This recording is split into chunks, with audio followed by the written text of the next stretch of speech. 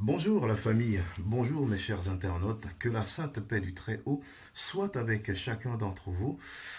Je suis très heureux de pouvoir enregistrer cette petite vidéo aujourd'hui aussi, qui je l'espère ne sera pas en tout cas inutilement longue. Je prévois d'en faire une vidéo suffisamment, elle ne sera longue que le temps de la nécessité que cela nous imposera, la famille. Je reviens sur une position que j'avais eue il y a un peu plus d'une année maintenant. Et c'était sur mon ancien compte Facebook. Aujourd'hui que j'ai perdu le contrôle, donc qui n'existe plus, et je n'ai plus accès à ces anciennes vidéos que j'avais enregistrées jadis sur cette situation. Il s'agit de laquelle des situations? Il s'agit de cette incompréhension chronique, vous savez, qui existe depuis des années maintenant. En tout cas, le vif du sujet date d'il y a moins de 2 ans à présent, entre des notabilités ou les notabilités de la ville de Cancan et, vous savez, l'historien, mais aussi praticien, Nanfo Ismaïla Diaby. Voilà, qui lui est un enseignant d'une co, mais également un praticien, un historien, un intellectuel vraiment, l'homme qui aujourd'hui a le co dans son ADN et qui a appris tellement de choses à travers cette écriture, à travers cet aspect savant, hein, qu'il a désormais de cette incroyable écriture, de cette noble langue qui est la langue Mandinka, et à travers l'écriture Nko, vous savez, inventée par le feu Solomon Kanté. Aujourd'hui, quel est le principal point de discorde entre cet historien Ismaïla Diaby et les notabilités de Cancan? C'est le choix que ce dernier aura fait. Lui-même l'a déclaré il y a plus de 20 ans qu'il prie en langue maninka parce que le Coran aujourd'hui se trouve être savamment, exceptionnellement, extraordinairement traduit en langue maninka. Et ce projet a été aidé, vous savez, par la Oumma internationale à travers des pays très puissants et au service de notre noble islam. Des milliers et des milliers de numéros de Coran ont même été imprimés et distribués aux gens, si cela peut les aider à mieux comprendre leur religion. Mais quel est le principal point de discorde aujourd'hui entre Ismaïla Diaby, Nanfo Ismaïla Diaby et les notabilités de Cancan? C'est le choix que ce dernier a fait aujourd'hui avec beaucoup de gens allant dans le même sens que lui, pour ne pas les appeler des disciples à lui, c'est d'avoir choisi, eux, de prier en langue maninka. Et c'est ce qui représente aujourd'hui une grosse pilule qui n'arrive pas à passer chez les notabilités, les sages de Kanka. En tout cas, bon, d'accord, je ne vais pas utiliser les notabilités ni les sages, mais des notabilités et des sages. Parce que je ne pense pas que tout le monde, à 100%, soit contre ce que le monsieur y fait. Tout le monde ne le soutient pas, tout le monde n'approuve pas ce qu'il fait, mais je ne pense pas que tout le monde soit contre au point de vouloir soit le chasser de la ville de Cancan ou lui créer tellement d'ennuis et qu'aujourd'hui, un État aujourd'hui en totale discorde avec, vous savez, les forces vives de cette ville à cause de tout ce qui est problème d'électricité, et justement, veille faire un peu d'excès de zèle en voulant arrêter ce dernier, parce que je ne sais pas encore pourquoi on l'a arrêté, mais d'après nos sources, visiblement, tout porte à croire que cette arrestation est dans la suite justement de cette discorde qui oppose Nanfo Ismaïla Diaby aux notabilités de Cancan.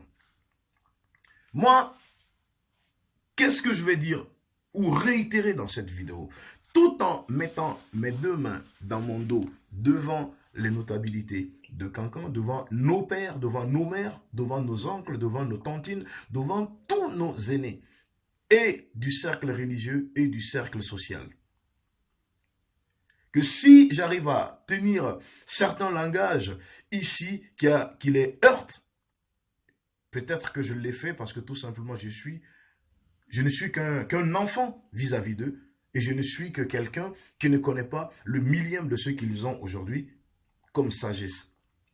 Mais chez nous, en islam, mais dans nos éducations aussi, même si c'est beaucoup moins dans nos éducations, mais en tout cas, je pense qu'en islam, autant un enfant peut apporter des conseils, des sages conseils à ceux qui l'ont engendré, autant les engendrants peuvent apporter des conseils très sages à ceux-là qu'ils ont engendrés. Je pense que ça va dans les deux sens. Même le respect va dans les deux sens. Un enfant doit et impérieusement respecter ses parents et les parents doivent respecter leurs enfants. Ça va dans les deux sens. Ça va dans les deux sens. Parce que pour inculquer le sens du respect à un enfant, la méthode la plus efficace, c'est se montrer soi-même d'abord respectueux vis-à-vis de cet enfant-là. Donc, je peux heurter certains. Si j'arrive à en heurter, eh bien, qu'ils comprennent que c'est un de leurs enfants qui vient de le heurter. Et ce que j'entends de leur part, ce sont des sages conseils. Il ne sert à rien, justement, de s'inscrire dans une logique d'animosité. Nous allons rester humains dans un élan d'échange pour que celui qui en sait moins, le moins, puisse bénéficier des sages conseils, en tout cas, ou des références de celui qui en sait le mieux. Voilà. J'avais dit dans une vidéo il y a environ une année que je ne comprenais pas pourquoi tant de persécutions sur cet homme qui culturellement aujourd'hui a apporté tellement de choses à cette ville, tellement de choses à la communauté Mandinka, tellement de choses à la République de Guinée parce qu'aujourd'hui, il n'est pas sans savoir, vous n'êtes pas sans savoir et il n'est caché de personne qu'il n'y a pas que ceux-là qui ont en partage, vous savez, l'expression Nko, ce qui signifie en français je dis, qui aujourd'hui s'alphabétise à travers ces écritures, qui s'alphabétisent en Nko, qui apprennent le Nko aujourd'hui. Je connais des personnes aujourd'hui, par dizaines, qui ne sont pas originaires des pays mandingues, et aujourd'hui qui se sont intéressés au phénomène Nko, qui ont appris à écrire ça et qui écrivent leur langue dedans. Il y en a. C'est vrai qu'il y en a beaucoup moins que les gens qui sont originairement des Mandinkas, mais il y a beaucoup de personnes qui ne sont pas des Mandinkas à l'origine, qui savent écrire aujourd'hui, qui correspondent aujourd'hui les uns avec les autres parce qu'ils sont alphabétisés dans cette langue-là. Ils se sont alphabétisés avec ces écritures qui leur permettent phonétiquement d'écrire toutes les langues qu'ils veulent. Principalement donc les leurs qui ne sont pas forcément à l'origine la langue Mandinka. Moi, je me suis toujours demandé ceci. D'une part, à chaque fois on entend qu'on est dans un pays laïque. On est dans un pays, même si nous sommes des musulmans, des chrétiens, tout ce que vous voulez, le fait que le statut du pays ne soit pas un pays chrétien ou un pays musulman, mais seulement un pays laïque, les religions viennent après nos lois de la République.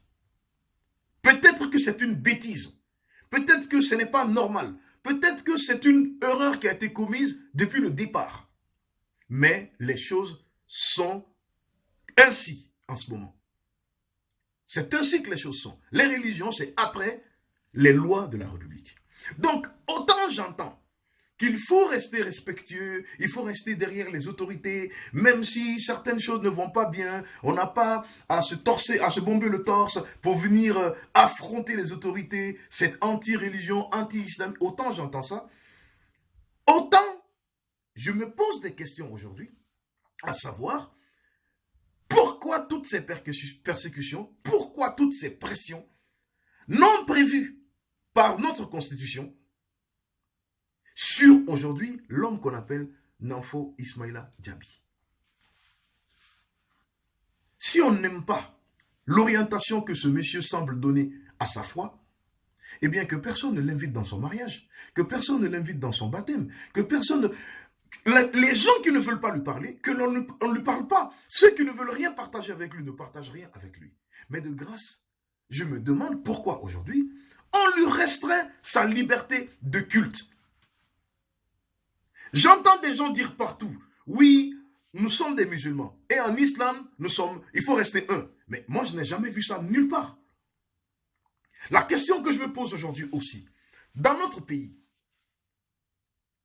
donc tous les musulmans suivent la même tendance, quoi. Il n'y a pas, par exemple, de chiites chez nous. Les chiites, ils sont chez nous. Ils ont des moyens, ils ont l'argent, ils sont subventionnés par des États étrangers. Ils ont des mosquées. Ils sont dans pratiquement toutes les grandes villes.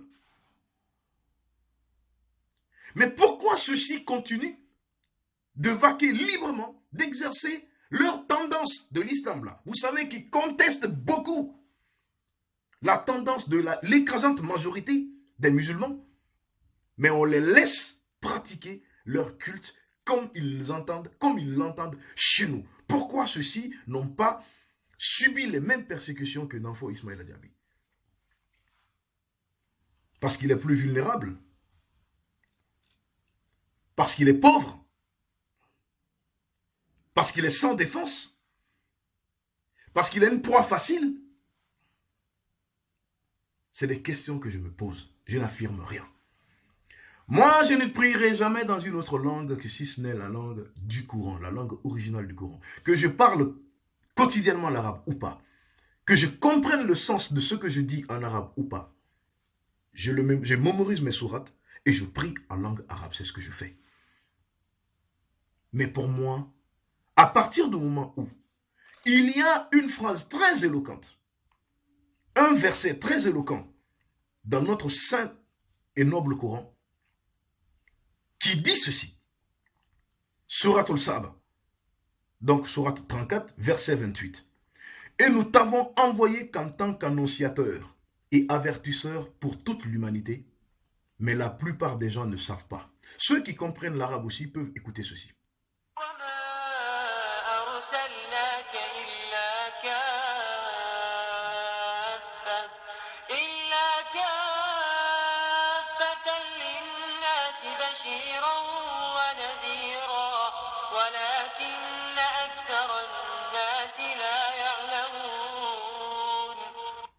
À partir du moment où il y a ça dans notre religion, et il y a la conclusion d'une sourate qui dit ceci, Lakum dinikum waliyadin, à vous votre religion, à moi la mienne, je ne pense pas que quelqu'un doit subir aujourd'hui une persécution, une pression constante de la part de qui que ce soit, parce que tout simplement la personne n'adore pas notre Dieu, Allah, de la même façon que ceux qui le persécutent. À partir du moment où même notre noble prophète, paix et salut sur lui, ceci lui a été dit dans le Coran, pour moi, occupons-nous de la façon dont nous adorons notre Dieu. Laissons les autres dans leur orientation. Parce que s'ils meurent, le jour du jugement dernier, si nous pensons qu'eux, ils iront en enfer, ils ne prendront pas par la main pour nous amener en enfer. Parce que le jugement de ceux dans quoi il est aujourd'hui, je suis un enfant, hein.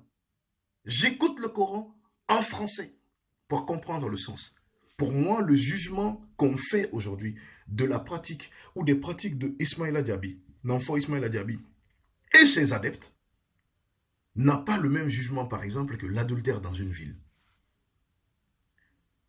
Les méfaits de l'adultère, c'est que ça peut faire à tout le monde. C'est-à-dire que quelqu'un qui est là, qui est dans la droiture, qui ne se limite qu'à son ou à ses épouses, et qui ne voit aucune autre femme s'il n'y a pas de lien de mariage, entre lui et celle-ci, la façon dont les méfaits de l'adultère peuvent arriver jusqu'à cette personne, pourtant qui est innocente, mais qui a le malheur d'être dans la même ville que des gens qui ont fait de l'adultère aujourd'hui la nouvelle mode, ce n'est pas de la même façon que lorsque Ismaïla Diaby va aller prier à Maninga. Ou même peut-être va faire une autre prière. On a des féticheurs chez nous qui font d'autres prières, qui ne prient pas dans les mosquées. Mais les méfaits de ceux-ci ne nous frappent pas, ne nous atteignent pas. Ils ont entendu les avertissements du Coran à travers notre noble prophète. S'ils ne pratiquent pas, ce qui les attend demain ne nous concerne pas. Donc pour moi aussi, avec ce cas-là de Ismaïla Diaby, les choses doivent être analysées et regardées de la même façon. Il a décidé cette tendance-là. Si nous pensons que c'est un homme d'enfer demain, ben laissons-le chercher son enfer tout seul. Ne le persécutons pas. Nous qui pensons être dans la droiture, là, ben restons dans notre droiture. Parce que s'attaquer à cet homme seul et à quelques disciples autour de lui, pour moi, tout simplement, m'amène à me poser la question que je vais vous répéter. Est-ce que c'est parce qu'il est pauvre? Est-ce que c'est parce qu'il est fragile? Est-ce que c'est parce qu'il est sans défense? Est-ce que c'est parce qu'il est vulnérable? J'ai vu sur le compte de quelqu'un, je ne sais pas, il s'appelle Fadama Babou. C'est un aîné. Mais je ne sais pas maintenant si c'est du même Fadama Babou que j'ai eu une incroyable expérience d'interviewer, je crois en 2008, lors de la sortie d'un des albums de Amadou Soudia, qu'on appelait Ça va se savoir, parce que Amadou Soudia, c'est un de ses amis. Et lorsque cet album devait sortir, j'ai eu le bonheur d'interviewer cet homme. Je pense bien. Ça va se savoir ou un autre disque, je ne sais plus. Parce que moi, nous, on nous appelle les taboussis parce que tout simplement, notre maninka, on considère que c'est pas un maninka authentique. Bref. Donc, j'étais émerveillé devant le savoir devant le côté, le savoir parler de ce monsieur, surtout dans la langue maninka. J'ai vu donc sur une page ou un compte Facebook qui porte son nom où il disait quelque part, mais il a été prudent parce qu'il dit, à ma connaissance, Allah est arabe. Donc, Namfo Ismaïla Diaby ne doit pas dire Allah les Kabo, il doit trouver autre chose pour remplacer Allah. Mais moi, la question que je pose sans avoir de réponse, et c'est à l'intention de mon aîné que je pose cette question. Pour moi, avant l'avènement de l'islam, avant que l'islam n'arrive, d'ailleurs, l'islam c'est récent dans ça, avant que le premier humain ne soit créé et qu'un jour Dieu décide de créer une religion, avant que le premier humain soit créé, Dieu existait combien d'années? Combien de siècles Dieu existait? Combien de siècles? Combien de temps? Combien de temps Dieu existait avant la création de Adam? Ensuite, Ève. Ou si vous voulez en arabe, Adama et Hawa. Hein? Combien de temps? Avant même que les notions de langue, d'ethnie et autres là n'arrivent. Que donc l'arabe soit créé. Allah s'appelait comment? Il s'appelait comment avant? Si on considère que peut-être c'est la langue arabe. Allah. C'est une question que je pose et je ne connais pas de réponse. Et je pense que chacun doit réfléchir là-dessus. Merci d'avoir regardé cette vidéo et que Dieu nous donne sagesse, que Dieu nous renforce nos foi à tous, que Dieu nous permette d'être tolérants les uns envers les autres, que Dieu nous permette plus de compréhension, que Dieu nous permette d'être cohérents dans les prises de décision, que Dieu nous permette d'être cohérents dans nos différentes logiques. Qu'est-ce que j'insinue par là? Soit nous estimons que toutes les religions chez nous doivent rester derrière nos autorités politiques, donc à tous les points de vue, à tous les égards, ça doit être ainsi, même lorsqu'il y a un d'entre nous qui, selon notre entendement, a dévié. C'est aux lois de la République. Et les lois de la République n'ont pas à abuser, n'ont pas à faire d'excès de zèle pour satisfaire une ville qu'on veut draguer sur le plan électoral, bientôt des échéances, faire plaisir aux notabilités, tout simplement parce que si on les fait plaisir, eux, ils vont prêcher des paroles, peut-être quelque part, qui les garantiront l'électorat justement de ceux qu'ils représentent. Je ne parle pas de ça, mais des choses prévues effectivement dans nos constitutions, dans notre constitution. Parce que cette arrestation de Namfo Ismaïla Diaby, je ne la comprends pas, mais tout porte à croire aujourd'hui que c'est la même logique, la même suite que cette discorde qui est devenue aujourd'hui chronique entre l'homme et ses adeptes et des notabilités de la noble ville de Kankan. Merci d'avoir regardé cette vidéo et à très bientôt, Inch'Allah.